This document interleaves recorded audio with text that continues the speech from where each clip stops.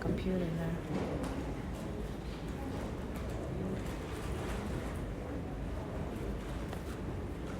Okay, next up we have one final topic from a very renowned speaker, Dr. Sofra. She's actively been speaking in all international conferences for many years. I've got a chance to get to know her. So very interesting, very exciting, very visionary. So let's put our hands together and welcome Dr. Zania on novel technologies for skin repair and hair.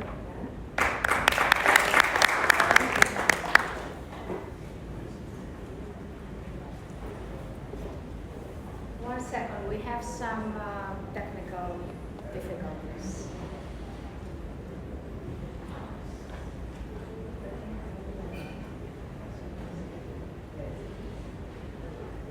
While we're sorting that out, just a reminder to everyone, a little announcement. Our closing ceremony will be at 3:30 right here in Volume 1.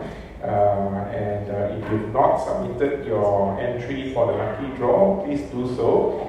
The lucky draw will take place during the closing ceremony. And after that, we ask for everyone to stay so that we can take a group photo with everybody around. Okay, there's CPD points for all these, for all the doctors. If you've not gotten it yet, please contact the secretariat and scan the code so that we can scan the QR code to get the CPD points with you. And if you've got any pictures taken with any of your friends or anyone new that you've met today or these past few days, please do share it on social media and hashtag AFMS24 and hashtag SAAARMM. We'd like to get in contact with all of you, and hopefully, when we finish this conference, then we can continue to contact each other. We can continue to get updates from our society for all the future events for you as well. Right. So let's put our hands together and give a warm welcome for Dr. Zania.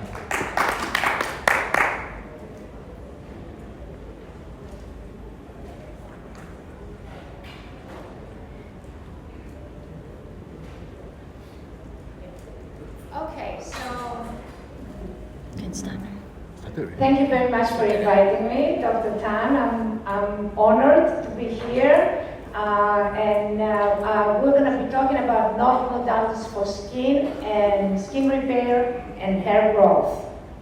I have no conflict of interest, and this presentation is based on a review of 390 articles. I prefer to collect a lot of data so I can offer you a sort of a summary of what I have learned. This is some of my books that have been translated in 12 different languages, and I have written about 56 articles that are related also to this presentation. Now, what is skin aging and disease? It boils down to one thing: inflammation. And what you see from a lot of different articles and a lot of research is that when you experimentally deplete one or more of the inflammatory cell lineages, then what you see that there is no any scars or keloid scars, and the wound healing is enhanced. So, and what is cancer? Cancer is a wound that never heals, basically. So inflammation is present in adults, but not in embryonic wounds, which means that the people, basically embryos, do not have the inflammation, and that's why they heal much faster. Now, how to evaluate different published studies? That's a very important thing that I would like to deliver to you today. And the number one thing that you need to look at, if the name of the device or the name of anything is listed on the study, then the study is being paid for. The second thing you need to look at is basically what is the data. Because a lot of studies, especially laser studies that I have come across and radiofrequency studies, what they do is they say our results is 0.0001, but when you look at the data, you see 99%, 0001 is 99% plus, 99.9, but in fact, only 34% got the actual benefit, which means it's over there. That's 34%, that's 99%. So they're basically reporting results that they have not reflected in the data. And the data actually reflects below chance. So you need to be aware of statistical significance. It has to be at least 95%. So when they say 80% of the people got it, well, that's not significant. Or 70%, that's not actually significant. So you need to look for significance. You also need to look for long-term results. Because, okay, it works now, it works this moment, it works for next week or this particular year. But what happens 10 years later? That is also very important to understand. You also need to look at adverse reactions, because a lot of times you have scars or infections that are underreported. Or they say, well, 4 people out of 22 had adverse reactions. What exactly were the adverse reactions? You need to look at that and understand it. Now, with repeated, for example, trauma energy procedures, what you get is you get what we call the granzyme B that speeds up aging. And you also need to look with astute eyes what exactly are the results of your treatment. So basically, this is the marketing and this is the actual results. You need to look at actually the results of the treatment. Now, for example, cryolysis, as you can see before, and after 2 years, it's exactly the same thing. Again, with astute eyes, look at the results. Do not do it like the emperor's new clothes, where we say, oh, these clothes are wonderful, but the emperor has no clothes at all. And then you need to look for novel technologies, different technologies. Open up your horizons and invite new technologies in and understand what they have been underreported because they don't do very much marketing. Marketing is brainwashing. Basically, not be brainwashed. Observe for yourselves. And there are some novel technologies with ionic currents, for example. This is Wandel and some other researchers that have done these technologies for wound healing. And they also have ultra-low energies that they have used, again, for different healing. This is just international research. And the rationale is that with basically with biomechanisms that at the molecular level, they can go back in time. They have time reversal. And that's the only time that you can get time reversal. For example, a free radical, all it needs is an electron and it becomes a stable molecule. And then there is all these other technologies that have to do with skin repair via resonance. And what is resonance is basically a process where it amplifies the signal through resonance. So the signals get amplified. And resonance can basically restore signaling pathways through this process of resonance. And it can do it at energies extremely low, that are below thermal noise, that the resonance signals can enter the cells. And that is a mathematical formula that has been proved since 2008 by a book called Electron-Gated Ion Channels by Branston. And it basically mathematically proved at those energies that the ion channels, the doors and windows of the cells open up. And this is how, for example, one protein can affect another protein through resonance. And this is the microscope that you can observe these resonance signals and how they affect the cells. And this is how the cells can communicate without actually connecting to each other through this resonant process. And this is a lot of research that has been called the psychic cells. And they basically, the way this technology does, they combine different frequencies, they put them together, and then it's like this process, this is like thousands of these equations to create one signal. Now, why do lasers and RF do not work on keloids, or they basically shrink the keloid and then it comes back. About 34% of the keloids come back.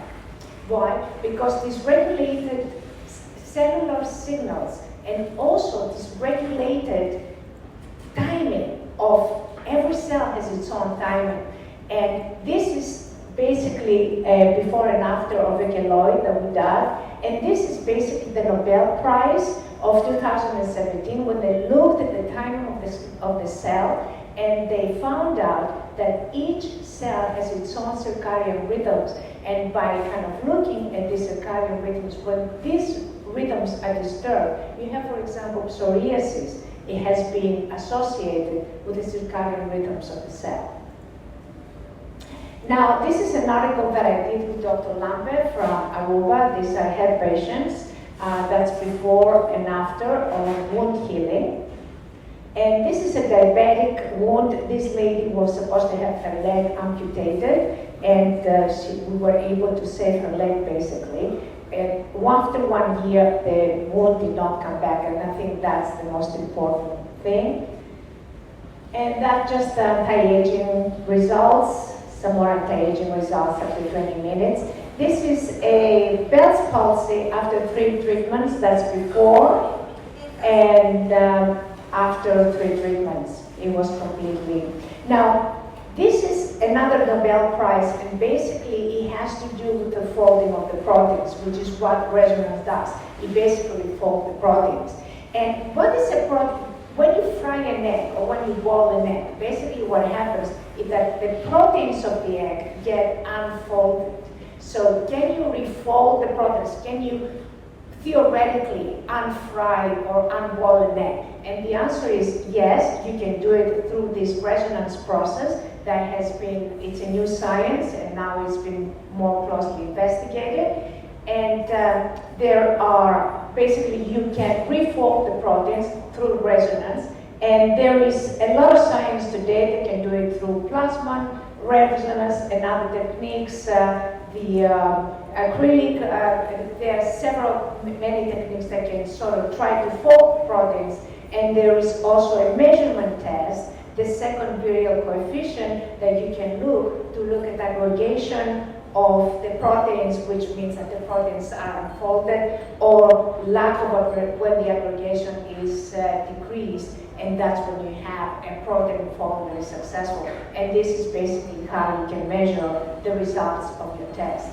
This is some anti-aging results before and after. This was in 2017, 2022 it looks better than before, and again 2019 to 2023 on pigmentation that was permanent.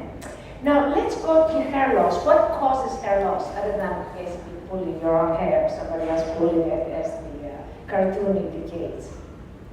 Primarily there's 2 reasons for hair loss. One is metabolism, and the second one is nutrition, and the third one is inflammation. Basically, inflammation will create this hair loss. It can be just inflammation in the body, general inflammation. So there's a lot of articles with alopecia and inflammation, and sometimes inflammation can be for psychological reasons. We have had alopecia because of stress, of continuous, basically psychological stress that will cause the inflammation. So body and mind are working together. You cannot say, oh, this is psychology, this is physiology. Actually, they're one and the same thing. They're intertwined. So you have a lot of other research with the inflammation because of some kind of a inflammatory situation, the bowel or some other inflammatory situation that causes the hair loss, the patient got hair loss. And you have a lot of laser studies that they have done, and a lot of them, what they do is they combine, like this particular study combined minoxidil and the fractional laser, and they found, actually, if you look at the results, there's no difference between, what they did is they had minoxidil and laser, but they did not have just laser to see if the laser itself can do anything, or is it the minoxidil that does it? Because when you look at the results, they were better with the laser, but maybe because of the the heat created some kind of an additional result. And the other thing is that you need to look for conflicts of interest. If these people have been paid by a certain company to write the article, and also if it is an animal model or a human model. So this particular study, for example, is an animal model. This is another treatment before and after. I cannot particularly see any results. I see it's like the same picture to me, but I don't know, maybe it's my eyes. Now, the problem with radio frequency is that there's a lot of articles that have not been paid that show that radio frequency actually increases inflammation. And radio frequency, we know for sure that it enlarges proteins. In other words, it unfolds protein. Remember we're talking how we can fold proteins through resonance to create hair repair and also the skin repair. Well, radio frequency actually unfolds them. And that's something, and this is what an unfolded protein looks like.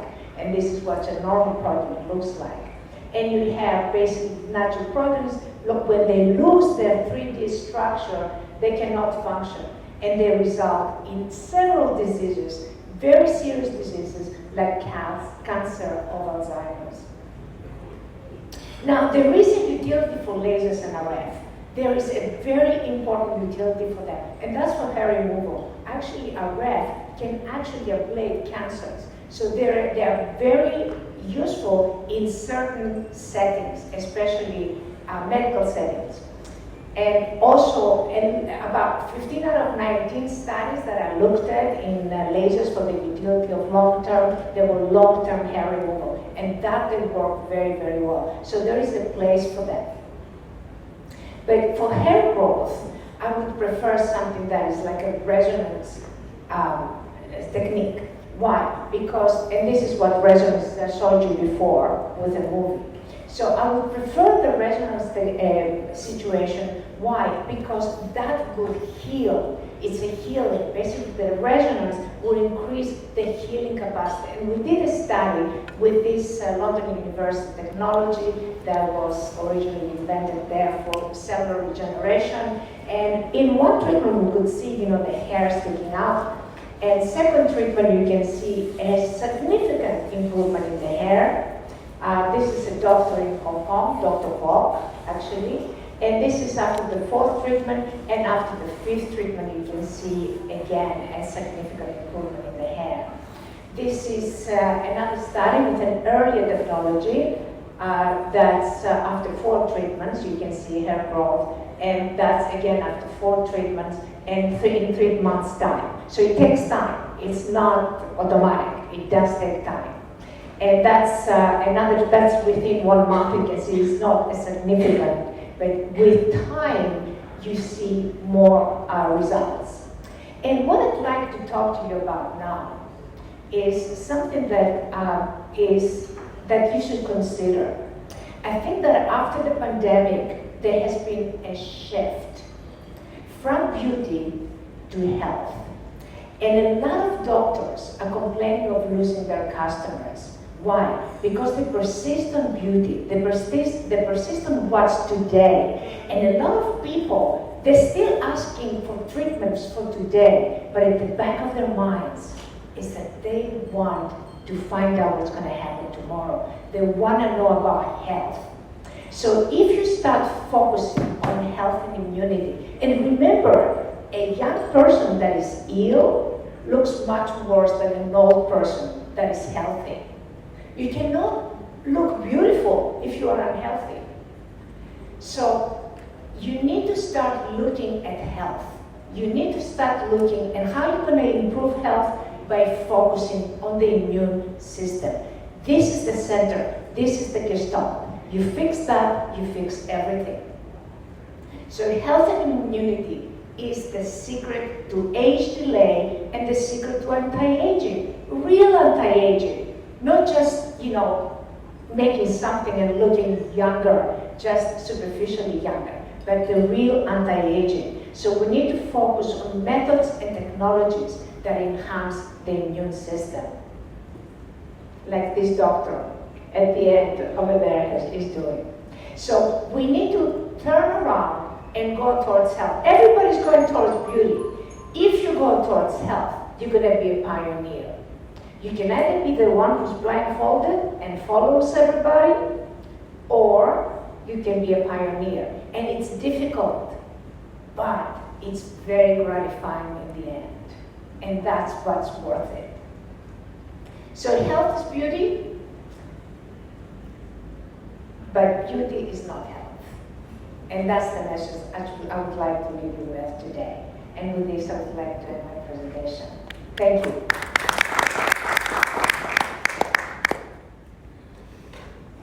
Any questions? Thank you, Dr. Diane. Is there any questions from the floor? Dr. Sutina, do you have any questions for me?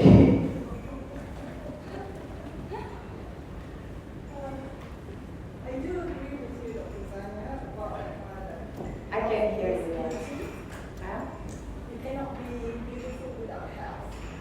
Come to the microphone so we can hear you, because it's a big room and your voice is... I'm saying that I do agree with you that health is beauty, and you really cannot be beautiful without health.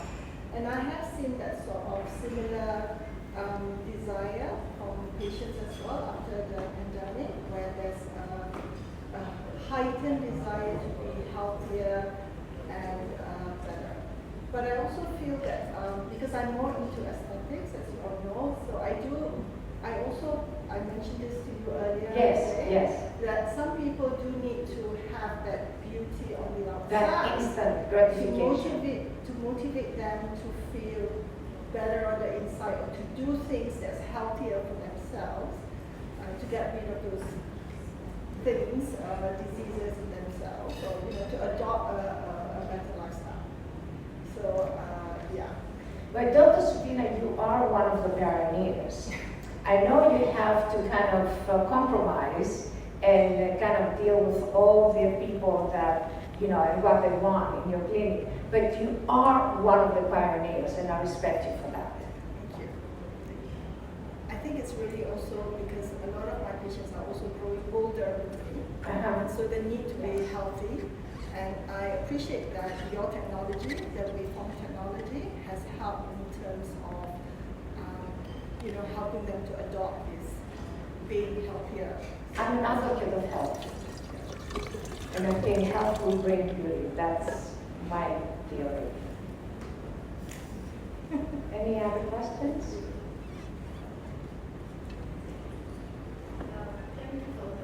Can you come to the microphone? I cannot hear you. Sorry. Thank you for your presentation. Now, you were showing a slide on hair loss, and you were saying resonance help improve hair loss.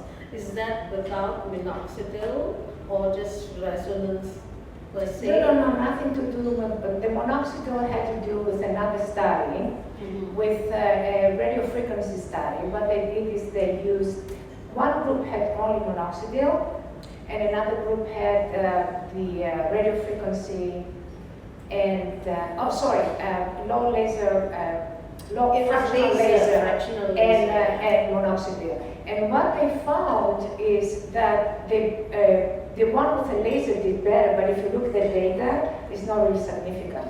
So basically, it's about the same. So but the minoxidil was doing more of the work. Well, there was another paper that you presented on resonance. The resonance has nothing to do with minoxidil. The resonance has to do with basically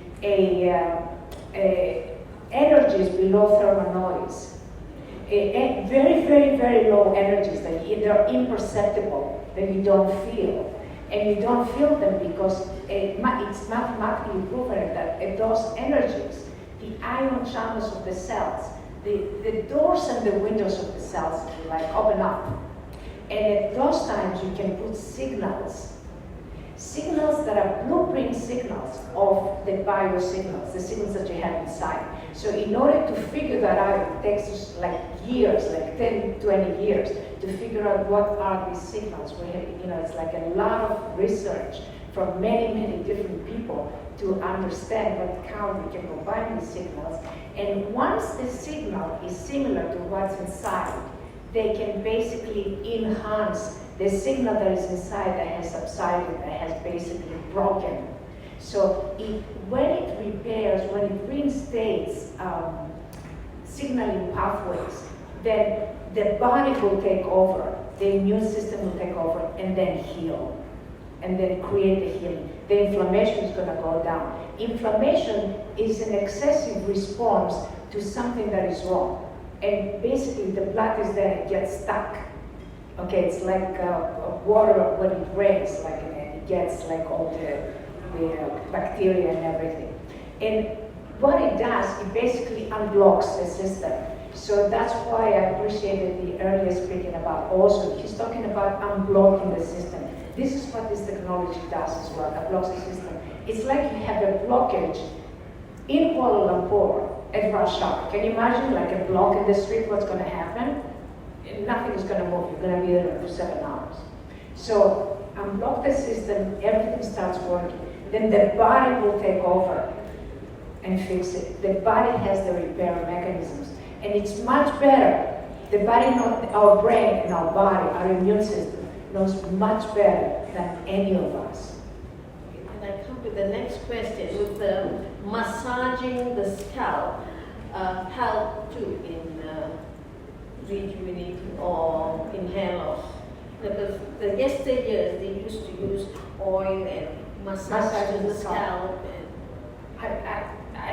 I would assume so, yes, because basically by massaging the scalp, you are reinforcing the blood flow, and the blood flow is going to kind of stimulate the immunity, and all that is going to, one thing is going to bring the other. So yes, I assume that that would definitely help.